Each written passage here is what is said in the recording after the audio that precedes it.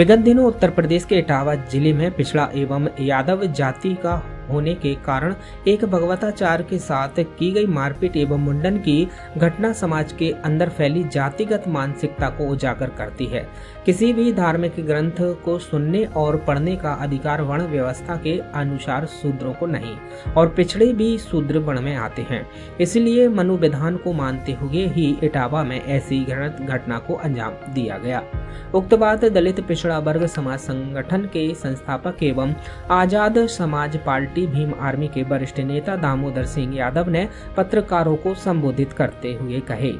उन्होंने कहा कि हमारे दलित पिछड़ा समाज संगठन ने तय किया है कि आगामी 3 जुलाई को भोपाल में ही हम उस मनु स्मृति को जलाकर अपना विरोध प्रदर्शन करेंगे और मुख्यमंत्री को ज्ञापन भी सौंपे जाएंगे, जिसमें मनु स्मृति पब्लिकेशन को प्रतिबंधित करने तथा उससे प्रेरित होकर घटनाएं करने वालों पर देशद्रोह का मुकदमा चलाने का कानून बनाने की भी मांग करेंगे। श्री यादव ने कहा कि ग्वालियर हाई कोर्ट परिसर में संविधान रचयिता बाबा साहेब डॉक्टर भीमराव अंबेडकर की मूर्ति लगाने में भी मनुवादियों ने विरोध शुरू किया और जब हमारे भीम आर्मी ने आंदोलन कर लिया, सड़कों पर काफी संघर्ष कर लिया, तब कांग्रेस की नींद से जागी और अब उपवास की नौटंकी कर रही है। कांग्रेस में बहुजन सोच के नेता भांडेर से विधायक फूल सिंह बरैया के भाषणों ने कांग्रेस का असली चेहरा सामने ला दिया है। ग्वालियर के उपवास कार्यक्रम में स्वयं बरैया मंच से यह पीड़ा जाहिर कर रहे हैं कि कांग्रेस के ही 5 नेताओं ने राष्ट्रपति को पत्र लिखकर यह मांग की है कि बाबा साहेब अंबेडकर से संविधान निर्माता का सम्मान वापस लिया जाए, लेकिन ऐसे नेताओं को पार्टी से नहीं निकाला गया। इन सारे घटनाक्रम से पता चलता है कि राहुल गांधी जी कितना भी सामाजिक न्याय का ढिंढोरा पीटते रहे, लेकिन उनकी पार्टी में ही उनकी ही शमनशाहियों की चलती है। श्री यादव ने कहा कि मैं भी कांग्रेस में प्रदेश उपाध्यक्ष और ओबीसी विभाग का प्रदेश अध्यक्ष रह चुका हूं और जीतू पटवारी से पिछड़ा वर्ग का होने के नाते मांग करता हूं कि ऐसे लोगों को सबक सिखाएं, नहीं तो फिर हमें भी पीसीसी चीफ को संविधान विरोधी घोषित करना पड़ेगा। सबसे पहले तो आप सभी पत्रकार साथियों को मैं धन्यवाद देता हूं अच्छी, निष्पक्ष और निडर पत्रकारिता करने के लिए। एक जो विषय गंभीर है वो ये है कि आपने देखा होगा कि इटावा के अंदर 4-5 दिन पहले जो घटना हुई, उस घटना से पूरे देश में रोष भी है और एक नई बहस छिड़ चुकी है। बहस ये छिड़ चुकी है कि जिस सनातन को हमारी पीढ़ियां मानती आई हैं, जिस हिंदू धर्म को मानती आई हैं, पिछड़े वर्ग के खास तौर पे लोग, जबकि एससी वर्ग के लोग तो बाबा साहब को मान के पहले ही इस आडंबर से दूर हो चुके थे और हम जैसे लोग चिल्ला चिल्ला के कह रहे थे कि इस आडंबर से दूर हो, लेकिन पिछड़े वर्ग के लोग नहीं होते थे।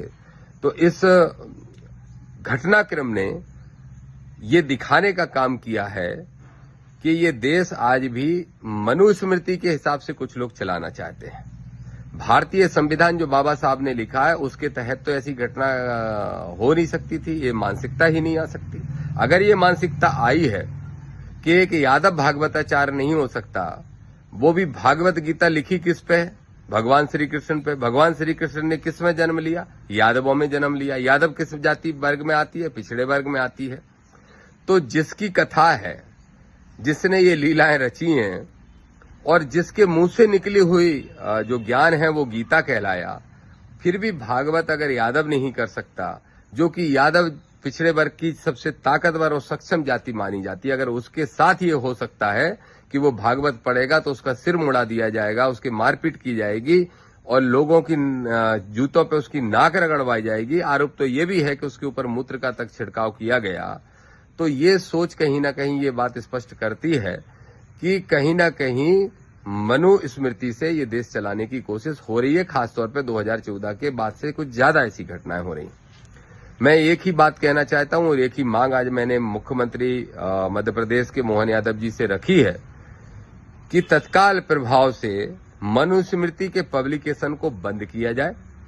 मनु स्मृति को बेचने पे, पढ़ने पे, सब पे रोक लगाई जाए।